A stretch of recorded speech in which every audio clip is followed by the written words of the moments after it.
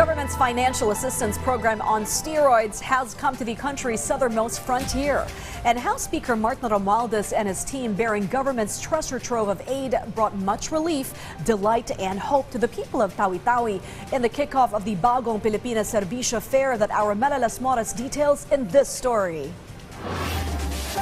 As a small-time fisherman, Cesar is struggling to make ends meet for his family. He has 7 children to provide for, and each one of them has their own needs. That's why he's very grateful to have been selected as one of the beneficiaries of the Bagong Pilipinas Serbisyo Fair here in Tawi-Tawi. He received 10,000 pesos in cash aid. Salamat.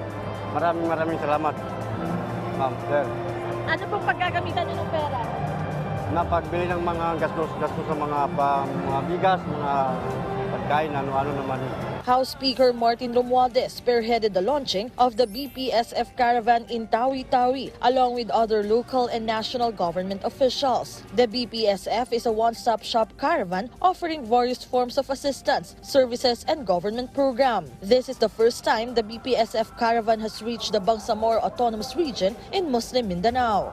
Almost 100 members of the 19th Congress ay present. Miski naka-adjourn tayo ng CNADA para makita natin ang magandang implementasyon ng itong programa ng lahat ng departamento at ahensya. Kaya naging saksi po kami dito sa magandang sinasabing implementasyon. Overall, a total of 135,000 beneficiaries in Tawi-Tawi receive a combined 700 million pesos in government services and financial aid under the program. Apart from the BPSF, the Cash Assistance and Rice Distribution or CARD program was also launched in the province, providing thousands of kilos of rice free of charge. With all these blessings, the local government is deeply grateful to the administration.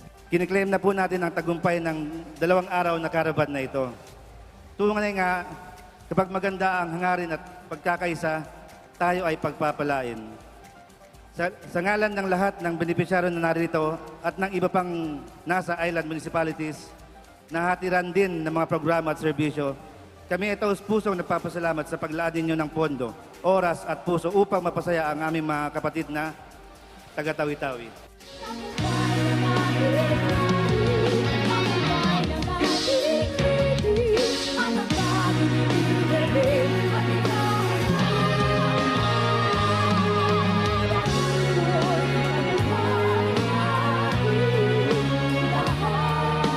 Mela Las Moras from the National TV Network for a new and better Philippines.